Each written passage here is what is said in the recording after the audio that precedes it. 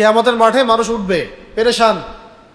একবার আদম আলাইহিস সালামের কাছে, একবার নূহ, ইব্রাহিম, মূসা, ঈসা আলাইহিমুস সালাম, কেউ সুপারিশ করতে পারবে না। নবী করিম সাল্লাল্লাহু আলাইহি ওয়াসাল্লাম সুপারিশ করবেন এবং তার সুপারিশে বিচার শুরু হবে। আবার তার সুপারিশেই বহু কবিরা গুনাহগার ব্যক্তি জাহান্নাম থেকে জান্নাতে যাবে। আমরা আমাদের নবীজিকে চিনি নাই এখনো। সুবহানাল্লাহ। মাকামে মাহমুদ একটা জায়গা আছে, এই জায়গা আল্লাহ পাক শুধু নবী সাল্লাল্লাহু আলাইহি ওয়াসাল্লামের জন্য খাস। মাকামে মাহমুদ, হাউজে কাউসার শুধু নবী সাল্লাল্লাহু আলাইহি ওয়াসাল্লামের জন্য খাস। মানুষ পিপাসায় জর্জরিত, কোথাও পানি নাই, পানি পেতে হলে ওইখানে যেতে হবে। কোথায়? হাউজে কাউসার। আর যে নবীর ব্যাপারে আমরা জানলামই না, চললামও না তার দেখানো পথে, আমাদের চোখের সামনে আমরা বেঁচে থাকতে তাকে গালি দিয়ে চলে গেল মানুষ, তার নবুয়তকে চ্যালেঞ্জ করে মানুষ দাওয়াতের কাজ করলো, আমাদের বেঁচে থাকতে তার সামনে কি মুখ দেখাবেন? নবীজি এই জন্য বলবেন তো, সুহকান সুহকান লিমান গায়্যারা বা'দি, দূর হও আমার সামনে থেকে যারা আমার পরে দিনকে বিকৃত করেছো, যারা আমার পরে দিন ইসলামকে বিকৃত করেছো, দূর হও আমার চোখের সামনে থেকে, দূর হও। সেদিন নবীজি বলবেন এভাবে।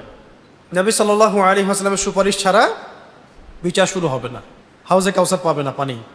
আরেকটা মারাত্মক হাদিস আছে, সুন্দর হাদিস, খুব সুন্দর, যে জান্নাতের যে দরজা, এই দরজায় প্রথম যে ব্যক্তি যাবেন তিনি হলেন নবী সাল্লাল্লাহু আলাইহি ওয়াসাল্লাম।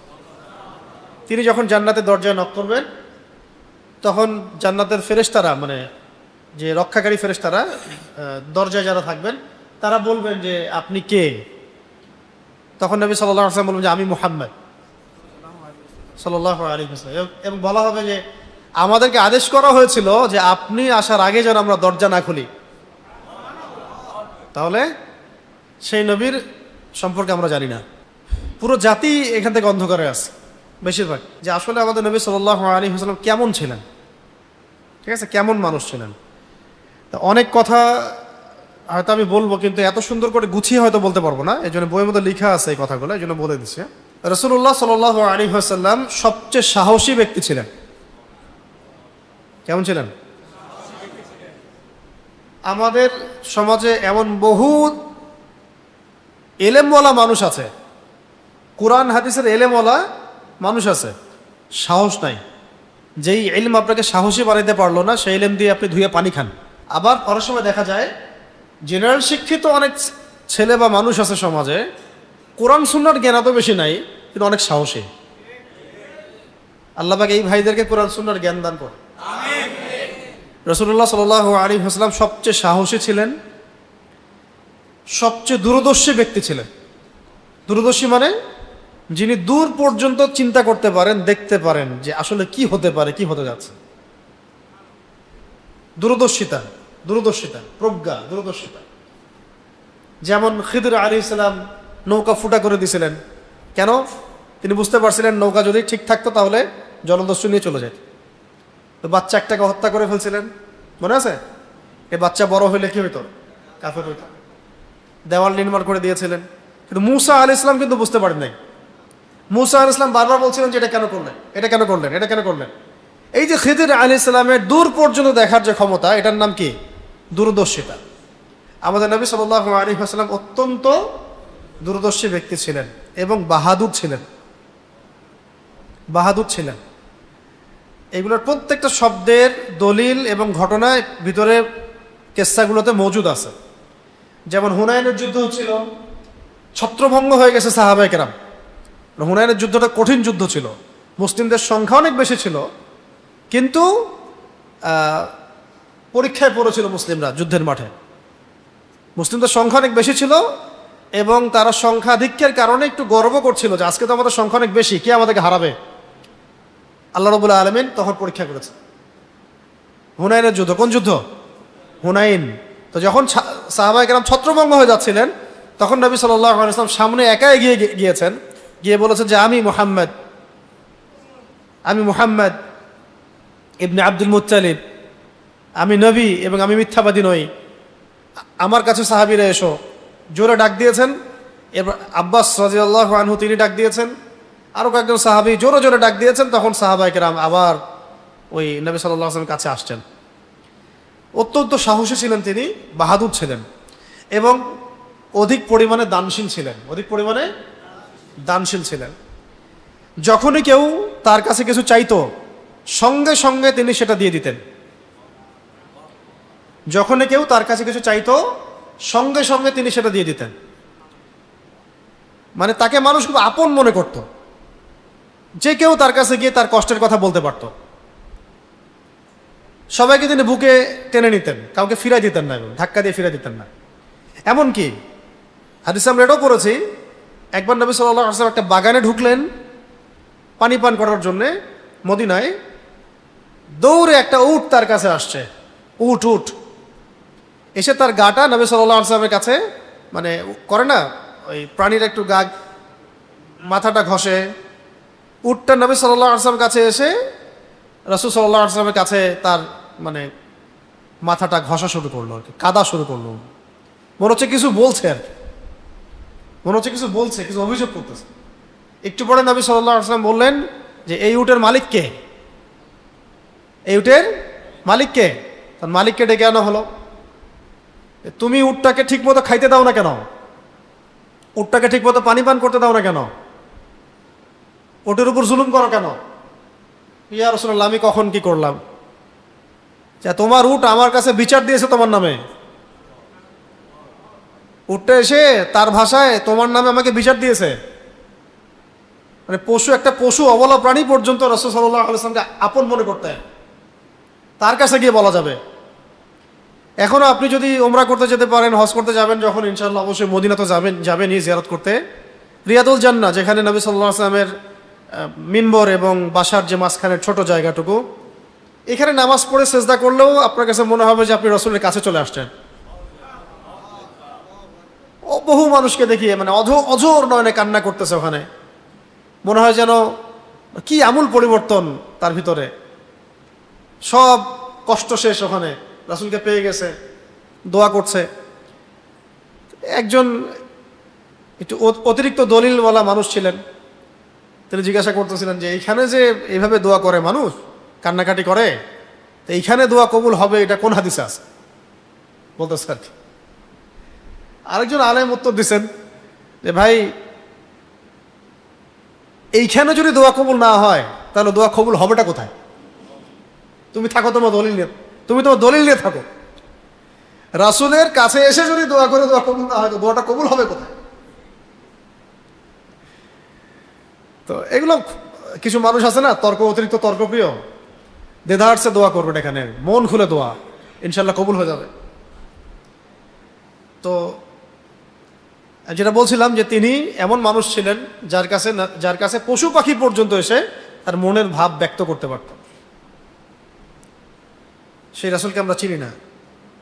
তিনি অত্যন্ত দানশীল ছিলেন, কেউ কিছু চাইলে সঙ্গে সঙ্গে দিয়ে দিতেন। ওই আপনার নবী সাল্লাল্লাহু আলাইহি ওয়াসাল্লামের রওজা, যেটা তার পিছনের দিকে একটা জায়গা আছে, এই জায়গার নাম হলো আসহাবুস সুফফা। মানে 70-80 জন সাহাবী ছিলেন যারা তাদের বাড়ি ঘর সব ছেড়ে দিয়ে রাসূলের দরবারে পড়ে থাকতেন। তাদের কারো এক সেট জামা ছিল, 2টা জামা ছিল না, খাবার পেতেন না, মানুষ যেটা দিয়ে যেত সেটা তারা খেয়ে নিতেন। তো নবী সাল্লাল্লাহু আলাইহি ওয়াসাল্লামের সাথে তারা সবসময় পড়ে থাকতেন। তার মধ্যে একজন ছিলেন আবু হুরায়রা রাদিয়াল্লাহু আনহু, ওই আসহাবুস সুফফার মধ্যেই। তো রাসূলের বাসায় যখন কোনো হাদিয়া আসতো তিনি সেটা আসহাবুস সুফফাকে দিয়ে দিতেন, পাঠিয়ে দিতেন। যখনই কেউ তার কাছে কিছু চেয়েছে দেন নাই এমন কখনো হয় নাই। কখন এমন হয়েছে যে একজন সাহাবী আসছেন, একজন না, কয়েকজন সাহাবী আসছেন, মুজাহিদ, কোনো সফর থেকে ফিরে আসছেন, যুদ্ধের বর্ম এখনো খোলেন নাই, কিন্তু বোঝা যাচ্ছে যে খুব ক্লান্ত, পরিশ্রান্ত, ক্ষুধা তৃষ্ণায় জর্জরিত। তো নবী সাল্লাল্লাহু আলাইহি ওয়াসাল্লাম বললেন যে আমার বাসায় যাও, আমার স্ত্রীদের কাছে জিজ্ঞাসা করে আসো, কেউ গিয়ে কারো বাসায় কোনো খাবার আছে কিনা। সমস্ত স্ত্রীদের বাসা খুঁজেও একটা খেজুর পাওয়া গেল না, কোন স্ত্রীর বাসায় একটা খেজুর পর্যন্ত পাওয়া গেল না। আর স্ত্রীদের বাসা বলেছি আমি, রাসূল সাল্লাল্লাহু আলাইহি ওয়াসাল্লামের একাধিক স্ত্রী ছিল, একসাথে 7 জন 9 জন এমন স্ত্রী ছিল। আমাদের সমাজে বহু মানুষ আছে আর কি, পশ্চিমার মগজে ধোলাই করা, তারা এই পুরো সিরাতটা পড়বে, পড়ে বলবে যে হ্যাঁ মুহাম্মদ সাল্লাল্লাহু আলাইহি ওয়াসাল্লাম অনেক ভালো একজন মানুষ ছিলেন, কিন্তু এতগুলো বিয়ে করার কি দরকার? হ্যাঁ, উনার বয়স 25, ওয়াইফের বয়স 40, কেমন কেমন লাগে। ওনার বয়স এত 50, আয়েশা রাদিয়াল্লাহু আনহার বয়সটা কম কম লাগে। আমাদের আইনে তো বাল্য বিবাহ প্রবর্তন, রাষ্ট্রীয় আইনে কিসের মতো লাগে? বাল্য বিবাহের মতো। মানে এদের পশ্চিমা বস্তা পচা দর্শন ওই মগজ দিয়ে ইসলামকে বুঝতে চায়। সভ্যতার শুরু থেকে একাধিক বিয়ে আছে, বাধ্যতামূলক না, সামর্থ্যবানদের জন্য আছে, সভ্যতার শুরু থেকে। নতুন কোনো জিনিস না এটা, মানে এটা সবাইকে উৎসাহিত করা হচ্ছে না, কিন্তু পদ্ধতি আছে। যদি কেউ পারে করবে, না পারলে নাই, ফরজ করে বিষয়। রাসূল সাল্লাল্লাহু আলাইহি ওয়াসাল্লামের এটা মানতে পারে না। দেখেন, সব স্ত্রীদের ঘর ঘুরে কোনো খেজুর পাওয়া গেল না, এরকম সব স্ত্রী লাগবে না। এরকম একটা স্ত্রী আপনার যদি থাকে যার ঘরে কোনো খাবার নাই, আপনার সাথে থাকবে এই যুগে? থাকবে এই যুগে মনে হয় আপনার কাছে? এখন তো সব প্রোভাইড করতেছেন, মানে সব দিক থেকে একদম সোনায় সোহাগা করে রাখছেন, তাই অনেক আদর যত্ন হচ্ছে। এরকম যখন সাফারিংসের দিন আসবে তখন বুঝবেন কি আপনার আসল বন্ধু আর কি আসল শত্রু। তার আগে তো বুঝবেন না, কি তার আগে বুঝবেন? আচ্ছা, সব স্ত্রীর ঘর খুঁজে কোনো খাবার পাওয়া যাচ্ছে না। এবার নবী সাল্লাল্লাহু আলাইহি ওয়াসাল্লাম বলছেন যে সাল্লাল্লাহু আলাইহি ওয়াসাল্লাম যে আমার মেহমানদের কে মেহমানদারি করাতে পারবা? একজন সাহাবী দাঁড়ায় বললেন, আনসার সাহাবী, আমি করাবো। ঠিক আছে, তাদেরকে নিয়ে যাও। তো উনি বাসায় নিয়ে গিয়ে দেখেন তার বাসাতেও খাবার নেই, যতটুকু আছে এতটুকু তার সন্তানদের জন্যই রাখা হয়েছে। হ্যাঁ, একজন, এটা দুইটা হাদিস দুই রকম তো, কিন্তু ঘটনার মানে প্যাটার্নটা একই, হাদিস দুটো দুই রকম। একটা বললাম এই জায়েশের কথা, যেখানে কয়েকজন সাহাবী ছিলেন যারা যুদ্ধ থেকে ফিরে আসছেন, খাবার নাই। আর একজন এমনি একজন সাহাবী দাঁড়িয়ে বলছেন, ইয়া রাসূলুল্লাহ আমার খাবার নাই, বাসায় খাবার নাই। তো এখন আমি যেটা বলতেছি এটা এই ব্যক্তির কথা বলছি, যে একক ব্যক্তি, একক সাহাবী। তো এই একজন সাহাবীকে নিয়ে গেলেন আরেকজন সাহাবী, তিনি বাসায় নিয়ে গিয়ে দেখেন তার বাচ্চাদের খাবার ছাড়া অন্য কোনো খাবার নাই। তো স্ত্রীকে বলছেন যে ঠিক আছে, আমি খাইতে বসবো তার সাথে, লাইট অফ করে দিবা, তুমি লাইটটা কি করবা? অফ করে দিবা। লাইট মানে কুপি, এই লাইট না, কুপি অফ করে দিবা। যখন খাবার সময় হবে আমি ভান করবো যে আমি খাচ্ছি। চিন্তা করেন। তো এরকম ঈশার নামাজের পরে বাতি নিভিয়ে দেওয়া হলো, উনি বসেছেন, খাবার ভান করছেন, এদিকে ওই সাহাবী খাচ্ছেন যিনি মেহমান, এদিকে বাচ্চা কাচ্চা কান্নাকাটি করে ঘুমায় গেছে, খাবার পায় নাই। এই ঘটনা আল্লাহ পাকের কাছে এত পছন্দ হয়েছে, এই ঘটনার প্রেক্ষিতে আল্লাহ সূরা হাশরে একটা আয়াত নাজিল করে দিয়েছে, যে যারা নিজেদের নফসের উপরে, নিজেদের চাহিদার উপরেও অন্যকে প্রাধান্য দেয়, তাদের জন্য পুরস্কার আছে। আর ওই যে মুজাহিদ সাহাবীদের কথা বললাম কয়েকজন, ওই সাহাবীদের যে কিছুই নাই, তখন নবী সাল্লাল্লাহু আলাইহি ওয়াসাল্লাম খোঁজ করে খাবার না পাওয়ার পরে সাহাবীদেরকে বললেন যে তোমরা দান করো, যার যা আছে দান করো। তখন প্রথমে কেউ দান শুরু করলো অল্প কিছু দিয়ে, তারপরে কেউ করতে করতে করতে করতে একটা পুরো স্তূপ হয়ে গেছে দানের, সম্পদের একটা স্তূপ, খাবারের একটা স্তূপ হয়ে গেছে সম্পদের। তো এইটা দৃশ্য দেখে নবী সাল্লাল্লাহু আলাইহি ওয়াসাল্লাম অনেক খুশি লেগেছিল ওই দিন।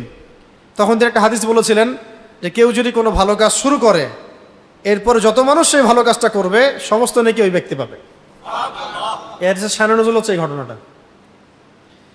তো আমি বলছিলাম যে নবী সাল্লাল্লাহু আলাইহি ওয়াসাল্লাম যে যেটা চাইতো, দান চাইলে নবী সাল্লাল্লাহু আলাইহি ওয়াসাল্লাম দিয়ে দিতেন।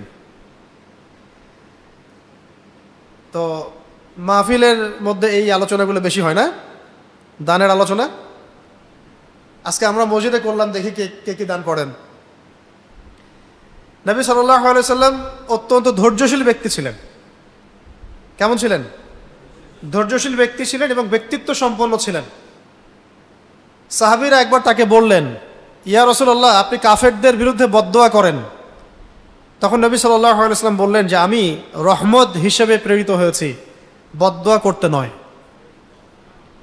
আমি রহমত হিসেবে প্রেরিত হয়েছি, বদদোয়া করতে নয়। তবে নবী সাল্লাল্লাহু আলাইহি ওয়াসাল্লাম জীবনে কখনো কখনো মানে কাফেরদের বিরুদ্ধে বদদোয়া করেছেন। কখনো কখনো। যেমন মক্কায় যখন তিনি সেজদা করছেন, কাবায় উটের নাড়ি ভুড়ি চাপিয়ে দেওয়া হলো পিঠে। হ্যাঁ, উতবা বিন আবি মুঈত একজন ব্যক্তি ছিল, চাপিয়ে দিছে আর কি। তো অন্য অন্য কাফেররা হাসাহাসি করছিল, তখন নবী সাল্লাল্লাহু আলাইহি ওয়াসাল্লাম একজন একজন করে নাম ধরে ধরে বদদোয়া করেছিলেন।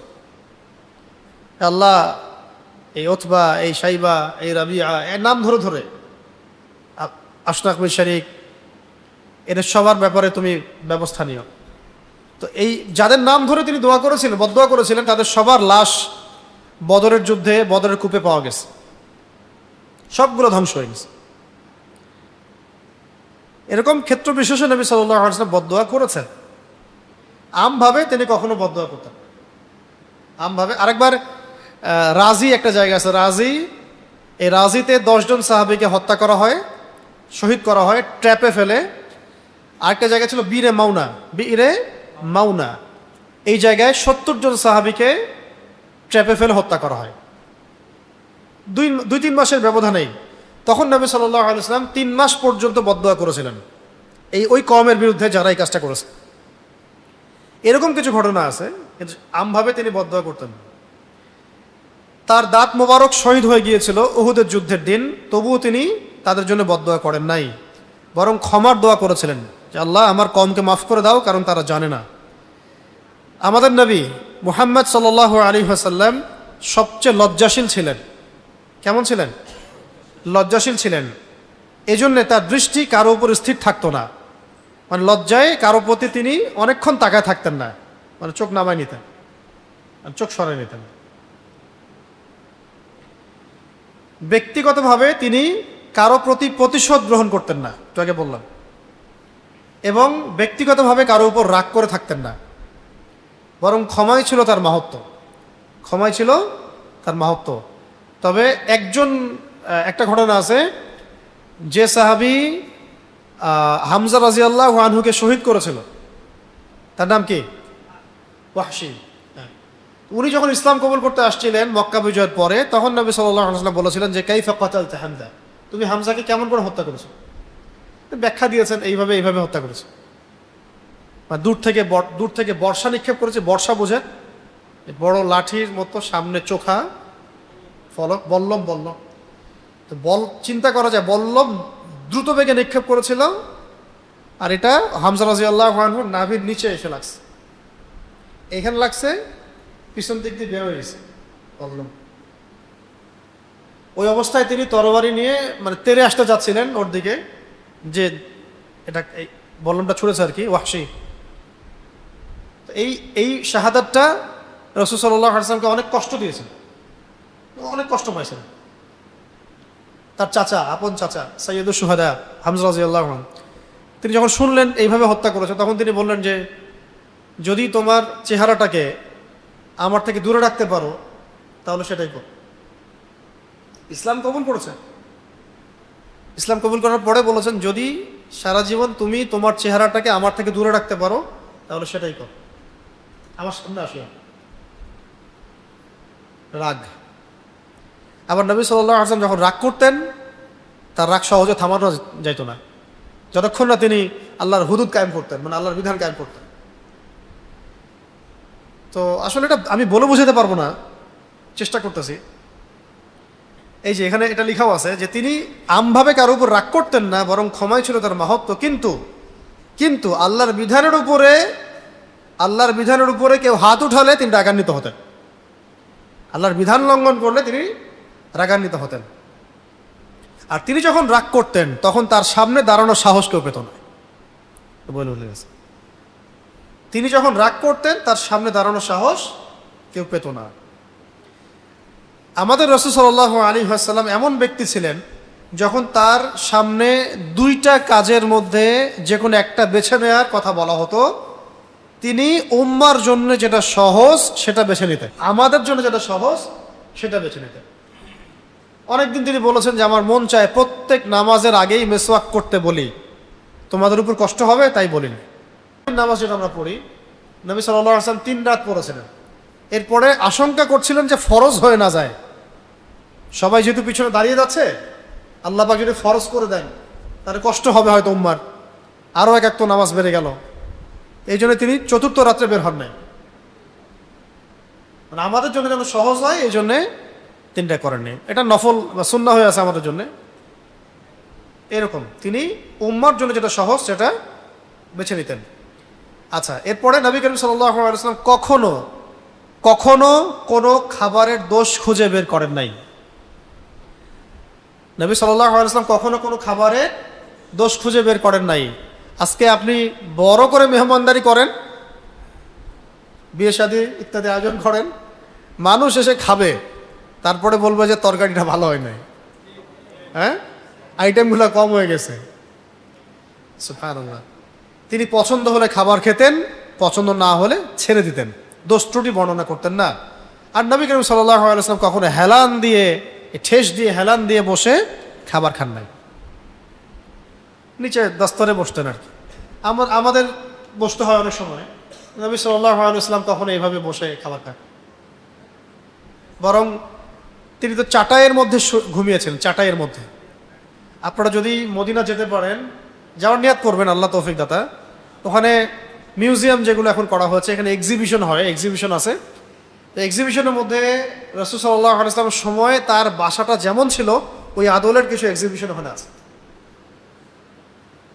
হ্যাঁ, একবার উমর রাদিয়াল্লাহু আনহু তার কামরায় এসে দেখলেন নবী সাল্লাল্লাহু আলাইহি ওয়াসাল্লাম এই খেজুরের চাটাইয়ের উপরে শুয়ে আছেন, খেজুরের চাটাইয়ের উপরে শুয়ে আছেন ফ্লোরে, এবং তার পিঠের মধ্যে দাগ হয়ে গেছে খেজুরের চাটাইয়ের। এটা দেখে উমর রাদিয়াল্লাহু আনহু অঝর নয়নে কান্না করলেন, ইয়া রাসূলুল্লাহ, পারস্যের রাজা, রোমান সম্রাট, এরা কত লাক্সারিয়াস লাইফ লিড করে, আপনি আল্লাহর রাসূল, আপনি তো আল্লাহর কাছে দোয়া করতে পারেন, আল্লাহ যেন আপনাকে এরকম স্বাচ্ছন্দ্য দেন। তখন নবী সাল্লাল্লাহু আলাইহি ওয়াসাল্লাম ওই কথাটা বলেছিলেন যে ওই ব্যক্তির সাথে দুনিয়ার কি তাল্লুক, ওই ব্যক্তির সাথে দুনিয়ার কি সম্পর্ক, যে ব্যক্তি দুনিয়াতে মুসাফির, এখানে গাছের ছায়ায় বসেছে রেস্ট নিতে, এখানে তো থাকতে আসিনি আমি। আজকে সেই রাসূলের উম্মাহ আমরা, আমাদের বিলাসিতার তো শেষ নাই। বাঙালি আপনারা কতটুকু বিলাসিতা করেন, আরবে গিয়ে দেখেন বিলাসিতা কাকে বলে। আরবে যারা যাওয়া আসা করেন তারা দেন বিলাসিতা কাকে বলে, খাবার অপচয় কাকে বলে, খাবার অপচয় কাকে বলে। মানে রমজান মাসে যে পরিমাণ খাবার অপচয় হয়, এই খাবার দিয়ে আমার মনে হয় 1 বছর গাজাবাসীকে খাওয়ানো যাবে, গাজাবাসীকে 1 বছর খাওয়ানো যাবে। অপচয় কাকে বলে, বিলাসিতা কাকে বলে। আবুধাবি, কাতার, কুয়েত, গলফ কান্ট্রিগুলো, হিজাজ, সৌদি আরব, এখন এগুলো যান, গিয়ে দেখেন সব পশ্চিমাদের আদর্শ, পশ্চিমাদের ধাঁচে সব। আল্লাহ পাক আমাদেরকে রাসূল সাল্লাল্লাহু আলাইহি ওয়াসাল্লামের খাস উম্মত হওয়ার তৌফিক দান করেন। এবার শোনেন, রাসূলুল্লাহ সাল্লাল্লাহু আলাইহি ওয়াসাল্লাম কখনো পাতলা রুটি খান নাই। আমরা যে রুটি খাই, সুন্দর সুন্দর রুটি, আমাদের নবী সাল্লাল্লাহু আলাইহি ওয়াসাল্লাম এগুলো কখনো খান নাই। খান নাই মানে খেতে পারেন নাই। নবী হওয়ার পরে অবস্থা এমন ছিল যে সবসময় এগুলো বাসায় থাকতো না, তো মাঝে মাঝে হাদিয়া আসতো। খেজুরের সঙ্গে কাকড়ি বা খরবুজ এগুলো মিশিয়ে খেতেন। খেজুরের সাথে কাকড়ি বলতে শশা জাতীয়, আর খরবুজ মানে তরমুজ জাতীয়, এগুলো মিশিয়ে তিনি খেতেন। কখনো 3 মাস চলে যাইতো, 3টা চাঁদ উঠতো, ঘরের মধ্যে চুলা জ্বলে নাই। একটা চাঁদ চলে যাচ্ছে, আরেকটা চাঁদ আসতেছে, ঘরে চুলা জ্বলে নাই। আম্মাজান আয়েশা রাদিয়াল্লাহু আনহাকে সাহাবায়ে কেরাম জিজ্ঞাসা করতেন, আম্মাজান আপনারা কি কি খেয়ে থাকতেন? তিনি বলতেন যে খেজুর ভিজিয়ে রাখা হতো রাতের বেলা, ওই পানি সকালবেলা আমরা খেতাম। আমরা পারবো? আর আমাদের আহাল পরিবার এগুলো সফর করতে পারবে? এই যে এখানে হাদিস আসছে যে আবু হুরায়রা রাদিয়াল্লাহু আনহু থেকে বর্ণিত, রাসূলুল্লাহ সাল্লাল্লাহু আলাইহি ওয়াসাল্লাম এমন অবস্থায় পৃথিবী থেকে বিদায় নিয়েছেন, আমাদের নবীজি এমন অবস্থায় পৃথিবী থেকে বিদায় নিয়েছেন যে তিনি এবং তার পরিবারের কেউই পেট ভরে জবের রুটিও খায় নাই। এমন অবস্থায় তিনি ইন্তেকাল করেছেন। এমনকি রাসূলুল্লাহ সাল্লাল্লাহু আলাইহি ওয়াসাল্লামের ঘরের লোকদের এমন 2 মাস কেটে গেছে যে তাদের চুলায় আগুন জ্বলে নাই, এটাকে যেটা বললাম। শুধু খুরমা আর পানি পান করে তারা জীবন পার করতেন। ইসলামের সাথে বিদেশের সম্পর্ক নেই। আরো শোনেন, নবী করিম সাল্লাল্লাহু আলাইহি ওয়াসাল্লাম নিজের জুতা নিজেই সেলাই করতেন, কোনো কাজকে ছোট মনে করতেন না। দুই জাহানের বাদশা, মাকামে মাহমুদ যার, আওয়াজে কাউসার যার, ফিরদাউসে যাবেন যিনি, নিজের জুতা নিজেই সেলাই করতেন। সে আমাদের সামান্য একটু ক্ষমতা পাইলেই তাকে চিনা যায় না, গায়ে হাতি দেওয়া যাবে না। আল্লাহ বোঝার তৌফিক দান করেন। নিজের কাপড়ে নিজে তালি দিতেন, নিজের কাপড়ে নিজে তালি দিতেন এবং পরিবারের কাজে সহযোগিতা করতেন, পরিবারের কাজে সহযোগিতা করতেন। তিনি অসুস্থ ব্যক্তিদেরকে দেখতে যেতেন এবং খোঁজ খবর নিতেন। যে কেউ তাকে দাওয়াত করত তিনি দাওয়াত কবুল করতেন, সে গরিব হোক অথবা ধনী হোক, ধনী বা গরিব যেই তাকে দাওয়াত করত নবী সাল্লাল্লাহু আলাইহি ওয়াসাল্লাম দাওয়াত কবুল করতেন। গরিব নিঃস্ব বলে কারো দাওয়াতকে অবজ্ঞা করতেন না, বুঝতে পারছেন? গরিব এবং নিঃস্ব বলে কারো দাওয়াতকে অবজ্ঞা করতেন না। আবার আবার মানে গরিব নিঃস্ব বলে কারো দাওয়াতকে অবজ্ঞা করতেন না, আবার বিশাল সাম্রাজ্যের রাজা এই ভয়ও কাউকে করতেন না, বুঝতে পারছেন? মানে এক ভাই ধরেন যে খুবই ছোট একটা জব করে, ধরেন যে সেলুনে কাজ করে বা জুতা সেলাই করে, এরকম কোনো ব্যক্তি আমাদেরকে দাওয়াত করলো, আপনাকে দাওয়াত করলো, তিনি দাওয়াত কবুল করতেন, মানে আমরা দাওয়াত কবুল করব। অনেক বড় কোনো রাজা, বাদশাহ, প্রেসিডেন্ট, প্রভাবশালী, সে দাওয়াত করেছে, এই জন্য তাকে যে ভয় করতে হবে, সমীহ করতে হবে, এমনটা তিনি করতেন। মানে সবাইকে সমানভাবে রাখেন, ঠিক আছে? শব্দটা এভাবে আসছে, গরিব নিঃস্ব বলে নবী সাল্লাল্লাহু আলাইহি ওয়াসাল্লাম কাউকে অবজ্ঞা করতেন না, আবার কোন রাজার বিশাল সাম্রাজ্যের ভয়ও তিনি করতেন না। কোন বিশাল রাজার সাম্রাজ্যের ভয়ও করতেন না। আমাদের তো সুবহানাল্লাহ এখন অনেক জ্ঞান, তো মাশাআল্লাহ, ছোটখাটো তাগুত যারা, তারা একটু নাড়া দিলেই আব্বা আব্বা ডাকা শুরু করে। অনেক জ্ঞান তো, কোরআন সুন্নাহ অনেক জ্ঞান, অনেক বড় বড় লকব আলকব টাইটেল, তো সামান্য একটু হুমকি ধামকি দিলেই খুতবা বন্ধ হয়ে যায়। স্টেজে উঠে একটা ধমক দিলে বক্তব্য বিষয় চেঞ্জ হয়ে যায়। নবী করিম সাল্লাল্লাহু আলাইহি ওয়াসাল্লাম কোনো প্রভাবশালী রাজাকেও কখনো ভয় করতেন। তার সাহাবীরা করতেন, মনে করছেন? রাসূলের সাহাবীরা করতেন। ওই যে রোমান সম্রাট হিরাক্লিয়াস, এখন যেমন ধরেন, এখন আপনি হিসেব করেন বর্তমান বিশ্বের সবচেয়ে বড় প্রভাবশালী প্রেসিডেন্টটা কে? হয় নাম বলবেন আপনি, হয়তো বলবেন ট্রাম্প, বলবেন নেতানিয়াহু, বলবেন পুতিন বা শি জিনপিং, নাম এগুলো বলবেন। ওই সময়কার সবচেয়ে প্রভাবশালী বাদশা ছিল হেরাক্লিয়াস, রোমান সম্রাট হেরাক্লিয়াস, ঠিক আছে? তো হেরাক্লিয়াসের দরবারে চিঠি নিয়ে গেছে সাহাবী, ইসলামের দাওয়াত নিয়ে। ওই চিঠির মধ্যে কি লেখা আছে জানেন? প্রথমে লেখা আছে বিসমিল্লাহির রহমানির রহিম, আল্লাহ পাকের নামে শুরু করছি যিনি পরম করুণাময় অসীম দয়ালু। আসলিম তাসলিম, তুমি ইসলাম কবুল করো তাহলে নিরাপদে থাকবে, তাহলে আল্লাহ তোমাকে তোমার অনুসারীদের সমান নেকি দিবে,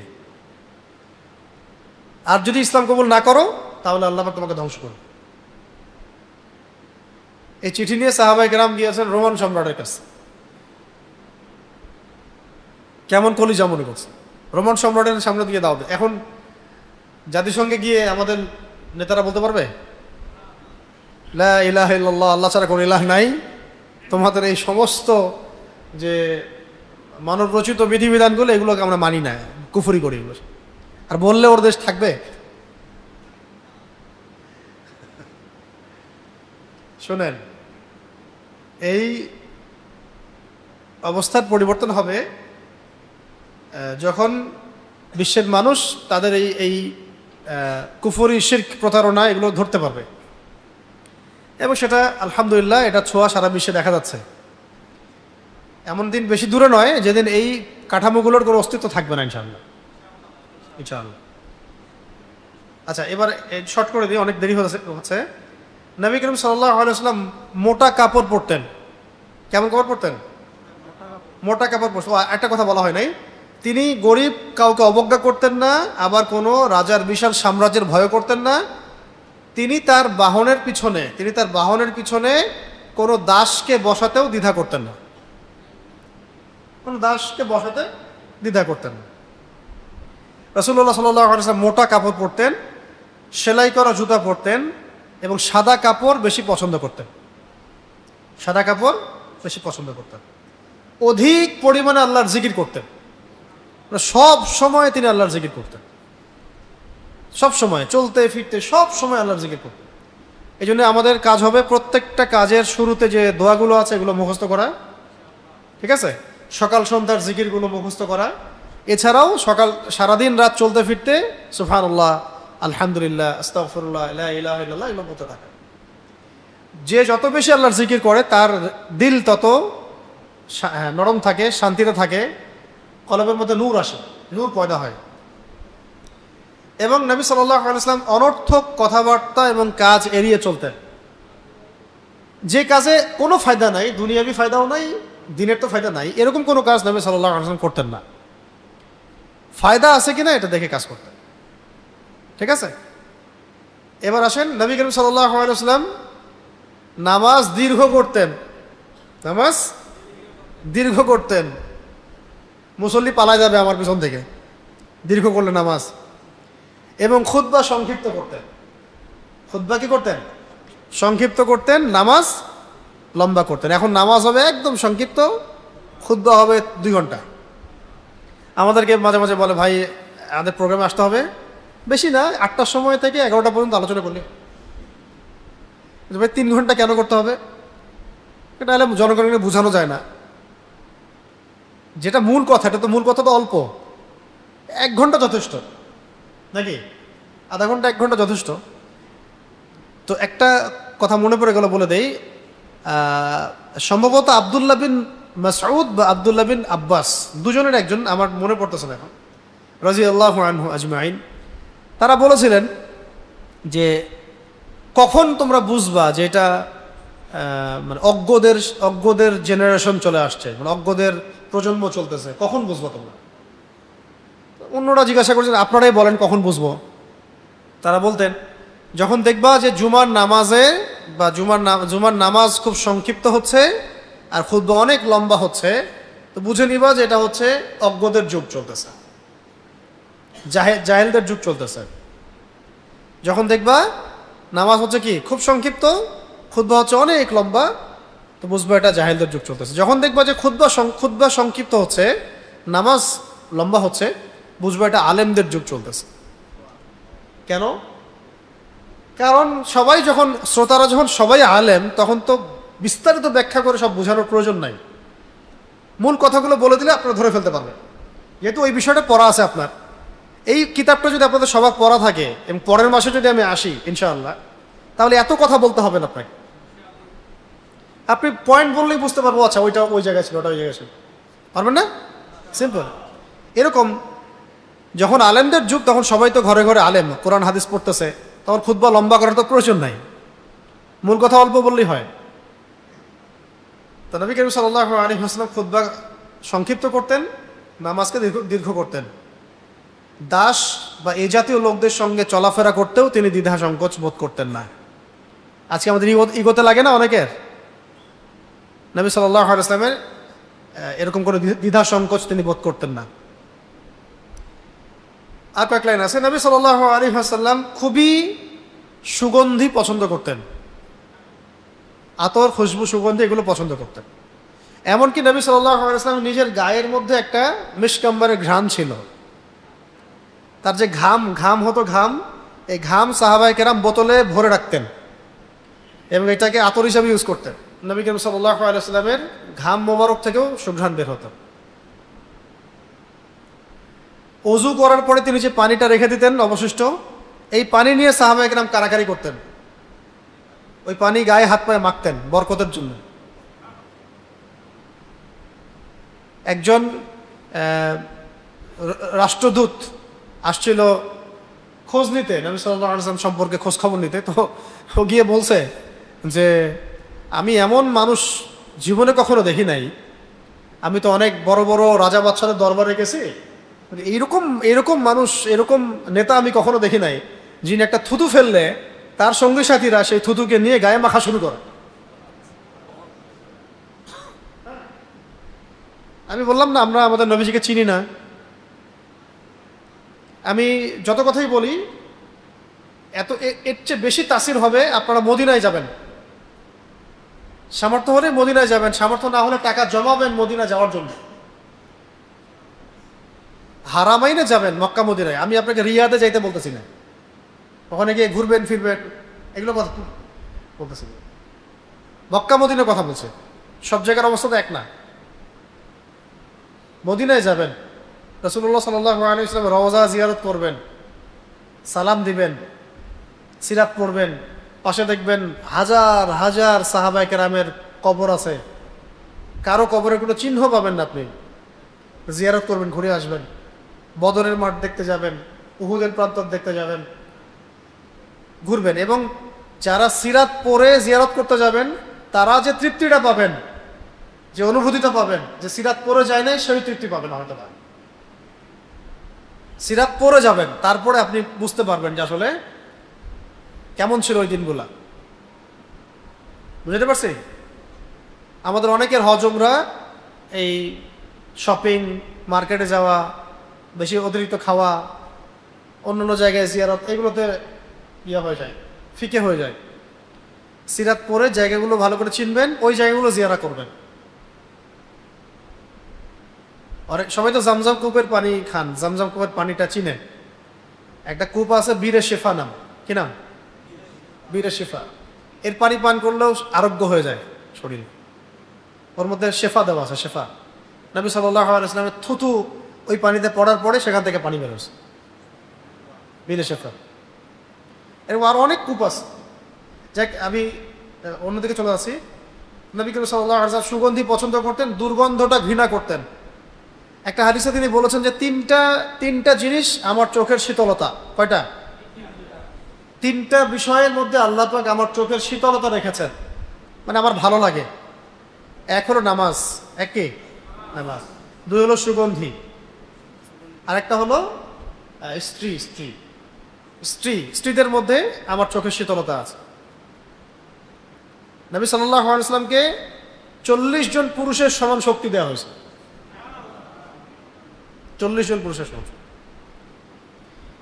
নবী করিম সাল্লাল্লাহু আলাইহি ওয়াসাল্লাম জ্ঞানীদেরকে সম্মান করতেন, অহংকার বা কর্কশ ভাষায় কথা বলতেন না। ঠিক আছে? নির্দোষ যে খেলাধুলা যেগুলোতে শরীয়তের সীমা লঙ্ঘন হচ্ছে না বা ফরজ ছুটে যাচ্ছে না ইত্যাদি, এগুলো তিনি নিষেধ করতেন না। এটা অনেকে প্র্যাকটিস করতো, খেলতো, চর্চা করতো, তিনি নিষেধ করতেন না। খাস করে তীরন্দাজি, ঘোড়সাওয়ারি, এগুলো মল্লম যুদ্ধ, মুষ্টিযুদ্ধ, যেগুলোতে মানে যুদ্ধের বিষয় আছে, ফিটনেসের বিষয় আছে, এগুলো নিষেধ করতেন না।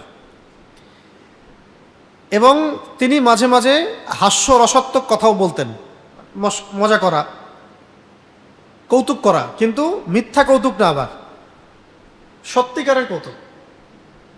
যেমন একজন বৃদ্ধা মহিলা আসছিল, ইয়া রাসূলুল্লাহ, আমি কি আমল করলে জান্নাতে যাব? আমাকে বলে দেন কি আমল করলে জান্নাতে যাব। তো নবীজি বলছেন যে আপনি তো জান্নাতে যেতে পারবেন, মানে জান্নাতে তো কোনো বুড়া মানুষ যাবে না। হ্যাঁ, তো উনি খুব মন খারাপ করছে, আমি জান্নাতে যেতে পারবো না, কেমন করে? আরে আসল কথা হচ্ছে জান্নাতে তো কেউ বৃদ্ধ কোনো মানুষ জান্নাতে যাবে না। জান্নাতে যাবে মানুষ যখন বয়স হবে 33 বছর। কত বছর? 33 বছর, 33, 34, 35, এমন। এরকম কিছু মজা তিনি করতেন মাঝে মাঝে। এই যে বললাম, হাস্যরসাত্মক কথা বলতেন, কিন্তু বাস্তবতা বহির্ভূত কোনো কথা বলতেন না।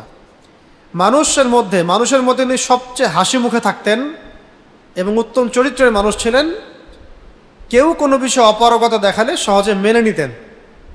আয়েশা রাদিয়াল্লাহু তাআলা আনহা বলেন, নবীজির চরিত্র ছিল আল কোরআনের মতো। কার মতো?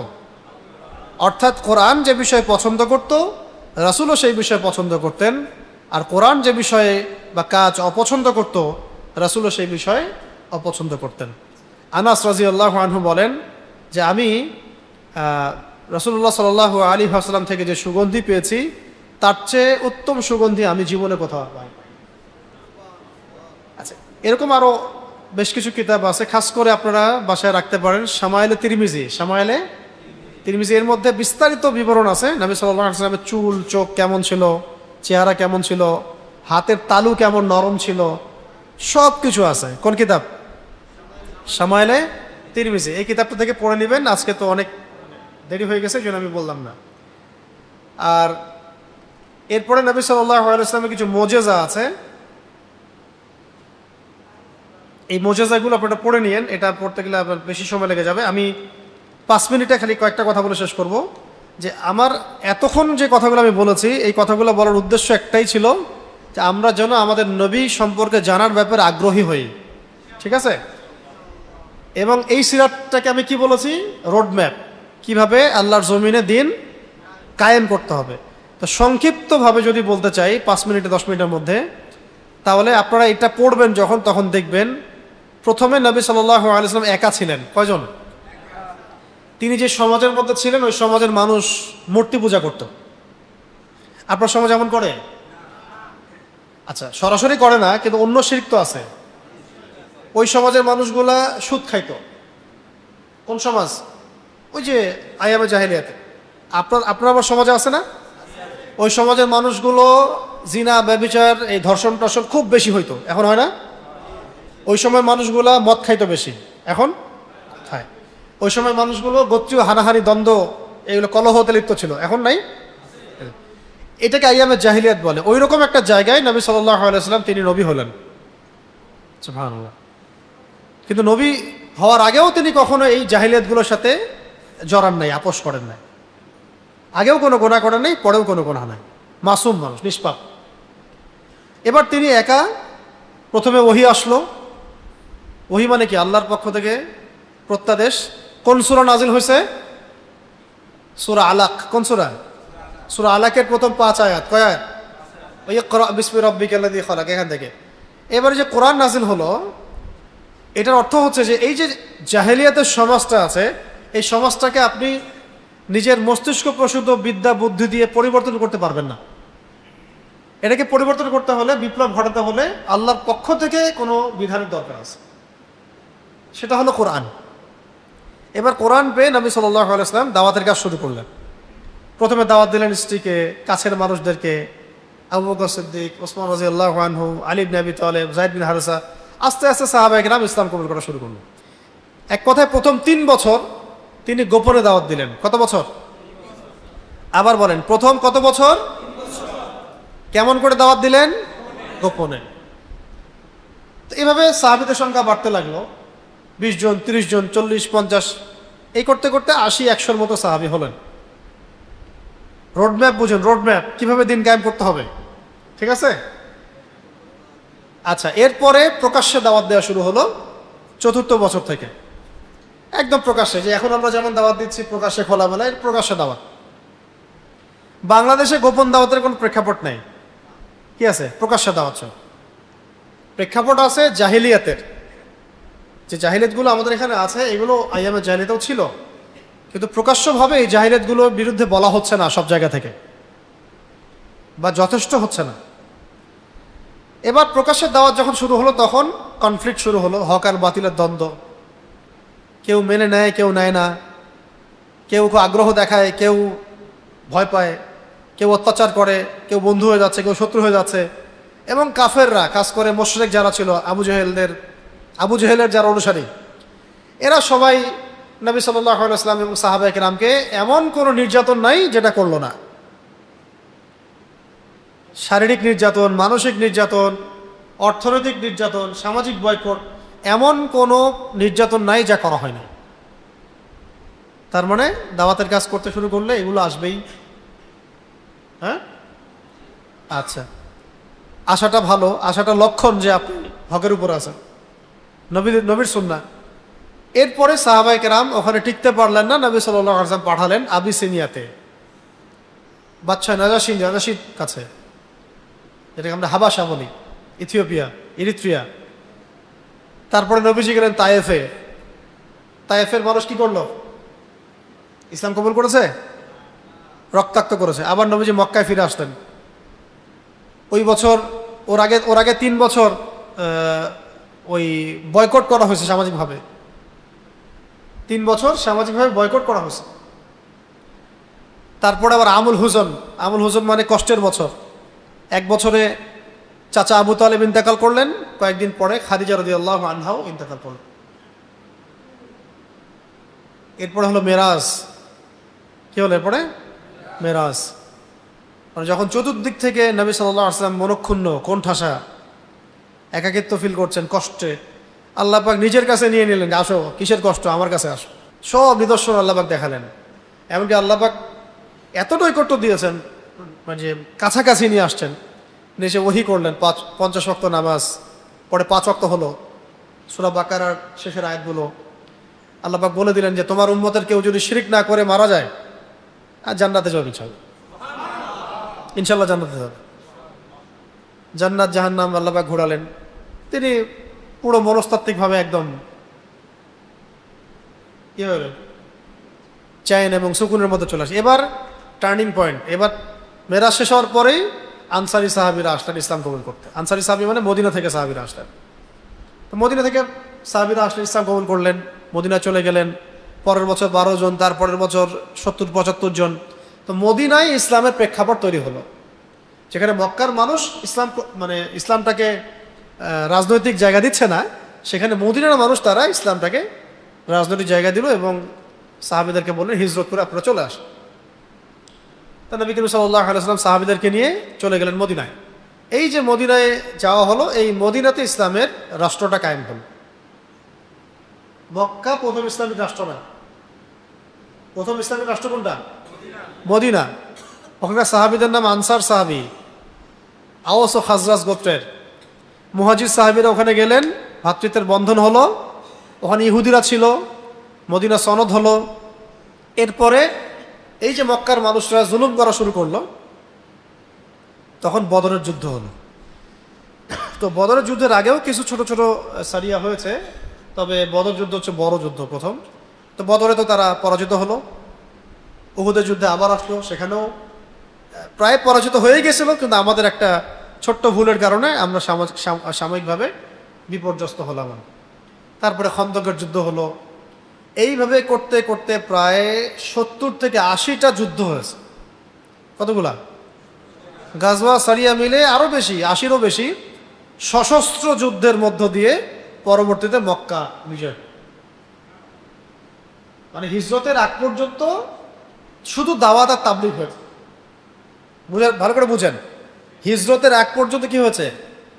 শুধু দাওয়াত তাবলীগ, তরবিয়ত, তালিম, তরবিয়ত, দাওয়াত, তাবলীগ, এগুলো চলেছে। আর যখন তখন কি হলো? দাওয়াতের সাথে সাথে জিহাদ, দাওয়াতের সাথে সাথে একদম সশস্ত্র যুদ্ধ। তখন দাওয়াত এবং জিহাদের মধ্য দিয়ে মাত্র 7 থেকে 8 বছরের ব্যবধানে আবার মক্কাটা বিজয় হল। শুধু মক্কা না, মক্কা বিজয় থেকে শুরু করে আশপাশের আরও যে অঞ্চলগুলো ছিল, এগুলোও মুসলিমদের দখলে চলে আসে। এরপর থেকে ইসলাম আর থেমে থাকে নাই। প্রায় 1000 বছর, 1200 বছর এইভাবেই দাওয়াত আর জিহাদের মধ্য দিয়ে ইসলাম প্রায় অর্ধেক বিশ্ব পর্যন্ত শাসন করছে। বাকি যে 100 বছর থেকে 200 বছর থেকে প্রেক্ষাপটটা ভিন্ন। আমরা এখন আমেরিকাকে আব্বা ডাকি, কি বুঝছেন? ওকে তো টাইমই দিত না তখন। নাসারা, রোমদের সভ্যতা, পারস্যের সভ্যতা, একে তো মুসলমানরা সময়ই দেয় নাই, টাইমই দেয় নাই, হিসেবেই ধরে নাই। এই পারস্যদের সাথে যুদ্ধ হয়েছে, কাদেসিয়ার যুদ্ধ, মারাত্মক যুদ্ধ হয়েছে কাদেসিয়া যুদ্ধ। অনেক সাহাবী, প্রায় 8000 সাহাবী শহীদ হয়েছেন। 8000 কাদেসিয়া যুদ্ধে। ওরা বড় বড় হাতি নিয়ে আসছিল যুদ্ধ করতে। ওই সময় হাতি ছিল না সবার কাছে। সাহাবীদের এমন জজবা ছিল যে সাদ বিন আবি ওয়াক্কাস রাদিয়াল্লাহু আনহুর নেতৃত্বে কয়েকজন সাহাবী ওই হাতির পিঠে উঠে গেছে, উঠে বর্ষা দিয়ে হাতির 2 চোখ ফুটা করে ফেলছে। কাউকে ভয় পায়নি সাহাবীরা, মুসলমানরা কাউকে সময় দিত না, ভয় পাইতে না। যুদ্ধ হচ্ছে, বড় বড় হাতি দৌড়াচ্ছে, সাহাবায়ে কেরাম বর্ষা নিয়ে হাতির চোখ ফুটা করে ফেলছে। চিন্তা করেন। তো এবং সাহাবীরা প্রশিক্ষিত ছিলেন, এখন তো যুদ্ধের ওই সময় না যে আপনি বর্ষা দিয়ে ঢাল তলোয়ার দিয়ে যুদ্ধ করুন। এখন সব প্রযুক্তি, কোড, ডেটা, মিসাইল, এইসবের। তো এগুলো কোথায় হাসিল করছে 50 বছরে? 50 বছর ধরে কি হাসিল করছে? বকর বকর তো সারাদিন করে আর কি, টেবিল থাপড়ায় আর বিল পাস হয়। 50 বছর কি হাসিল করছেন? একটা মিসাইল, খালি পদ, আমি সভাপতি, আমি সেক্রেটারি, আমি অমুক দলের অমুক। করছেনটা কি ভাই? কি করছেন? দেশের একটা মিসাইল আছে, একটা ক্ষেপণাস্ত্র আছে, কি নিয়ে এত গর্ব করেন? চেতনা বিক্রি করেন আর খান নাকি? কি অবস্থা! আর আপনারা বলেন, মাদ্রাসায় যে আমরা মাশাআল্লাহ লাখ লাখ ছেলে পেলে পড়াশোনা করি, জীবনে কখনো চিন্তাও করছিলেন যে আপনাদেরকে মিসাইল তৈরি করতে হবে বা আপনাদের কোনো প্রযুক্তি তৈরি করার দরকার আছে? আসেন ভাই, মাদ্রাসার ভাইরা মিলে একটা অ্যাপস বানাই। জীবনে কি মাথায় আসছিল না এটা বানানো হারাম? হারাম। কাকে কাকে ছেড়ে কাকে দিয়ে কথা বলবেন? এই জাতি, এই যে পুরো নেশন আপনি কিভাবে বিজয় অর্জন করবেন? মানে আবেগে যে আরে ইন্ডিয়া কত বড় পাওয়ার হয়, হোক, আমরা দেখে নিব, ব্যাস হইল, বললেন না, হয়ে গেল। অনলাইনে একদম গাছ বাতর হিন্দের ধোঁয়া তুলে দিলেন, ব্যাস বিজয় হয়ে গেল। অনলাইনে তো খেলাফত কায়েম হয়ে গেছে নাকি? অনলাইনে তো খেলাফত কায়েম হয়ে গেছে, শুধু অনলাইনে হাতটা কাটা বাকি, রজম করা বাকি, মদের শাস্তি দেওয়া বাকি। অনলাইনে জগৎটা এরকম আর কি। আর সবাই মাশাআল্লাহ মারাত্মক লেভেলের পণ্ডিত। হ্যাঁ, মানে তাদেরকে তো জ্ঞান দেওয়ার তো প্রশ্ন ওঠেই না, বরং আমরা জ্ঞানের মোহতাজ তাদের কাছে, জ্ঞানের মোহতাজ। বাস্তবতা হচ্ছে নামাজি মোহাম্মদি করতে দিলে তেলাওয়াত বের হয় না, এমন অবস্থায় অনেকেরই।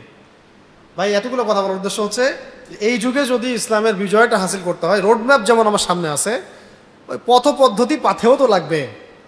সেগুলোর জন্য পুরো জাতিকে একসাথে চেষ্টা করা দরকার ছিল। এই জন্য ইসলামের দাওয়াতগুলো, কোরআন সুন্নাহর দাওয়াত, সিরাতের দাওয়াতগুলো সব মহলে দিতে হবে। শুধু একটা মহলকে ফোকাস করে দাওয়াতের কাজ করলেও হবে না। আমাদের প্রশাসনের ভাইদেরকে দাওয়াত দিতে হবে, আমাদের রাজনৈতিক নেতৃবৃন্দকে দাওয়াত দিতে হবে, ব্যবসায়ীদেরকে দাওয়াত দিতে হবে, ছাত্রদেরকে দাওয়াত দিতে হবে, এই ছাত্রদের তরুণ প্রজন্ম যারা সাহসী তাদেরকে দাওয়াত দিতে হবে, সবাইকে। এই কাজটা নিশ্চয়ই আমি একা করবো নাকি? না, বাংলাদেশে যে কয়েকজন আলেম দেখেন, এই কয়েকজনই করবে, আপনাদের কোনো কাজ নাই। আপনাদের কাজ হচ্ছে অনলাইনে মানুষের ভুল ধরা, কমেন্ট করা, শেয়ার দেওয়া, লাইক দেওয়া, এটা আপনাদের কাজ, বা একটু ট্রল করা, এটা আপনাদের কাজ না? যেদিন মাইর আসবে ওই দিন আমাদের আগে আপনারা মাইর খাবে, কারণ এটা আপনারা ডিজার্ভ করেন। এই জাতির উপর যা আসতেছে এটা এই জাতি ডিজার্ভ করে। এর চেয়ে বেটার কিছু এই জাতি এখনো ডিজার্ভ করে না, এই জন্য এখন আসে না। এই নেশন এখন পর্যন্ত যা সাফার করতেছে এটা এই নেশন ডিজার্ভ করে, এই জন্যই সাফার করতেছে। যেদিন আমরা এইসব মানে শ্যাকেলসগুলোকে ভাঙতে পারবো তখন কিছু হবে ইনশাআল্লাহ। আল্লাহ পাক আমাদের তরুণ ভাইদেরকে কবুল করেন। তরুণদেরকে নিয়ে স্বপ্ন, দাড়ি পাখাদেরকে নিয়ে এত স্বপ্ন দেখি না। আচ্ছা, তো কোথায় ছিলাম ভাই? ওই যে হ্যাঁ, এই যে দাওয়াত আর তাবলিগ চলছে কখন? প্রথম 13 বছর রাষ্ট্র, মদিনা রাষ্ট্র কায়েম হওয়ার পরে কি হয়েছে? দাওয়াতের সাথে সাথে জিহাদ। তাহলে এখন রোডম্যাপ আমাদের সামনে হচ্ছে যে আমরা আগে দিন শিখবো, দিনের প্রচার করব, প্রসার ঘটাবো। আচ্ছা, সাহাবায়ে কেরাম কি বিচ্ছিন্ন ছিলেন না জামায়াতবদ্ধ ছিলেন?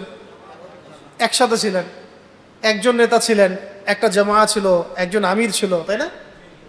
আমিরের কথা শুনতেন, মানতেন। এখন আমরা তো মাশাআল্লাহ শত শত দলে বিভক্ত, এবং সবাই হক, আবার সবাই হকের মানে ডিলার। আর যে হক সে আবার বাকিদেরকে হক মনে করে না, সে মনে করে আমি একাই হক, বাকিরা সব তেলাপোকা। আমাদেরকেও ঐক্যবদ্ধ থাকতে হবে। কথাটা বলার উদ্দেশ্য হলো আমাদেরকেও ঐক্যবদ্ধ থাকার চেষ্টা করতে হবে, সব মহলে দাওয়াত দিতে হবে। আস্তে আস্তে মানুষের মধ্যে পরিবর্তন আসবে ইনশাআল্লাহ। এবং যখন আমরা আমাদের কাজগুলো ঠিকঠাক মতো করতে থাকবো সিরাতের আদলে, তখন নেতাও আল্লাহ দিবেন, ওই জামাতও আল্লাহ করে দিবেন। তবে মনে রাখতে হবে দাওয়াতের মধ্য দিয়ে ইসলামের প্রচার হবে, প্রসার ঘটবে, এটাই আমাদের এখনকার কাজ। কিন্তু ইসলামের রাজনৈতিক, অর্থনৈতিক, সামাজিক বিজয়ের জন্য জিহাদ দরকার। জিহাদ ছাড়া ওই শক্তি হাসিল হবে না যেটা আপনি চাচ্ছেন।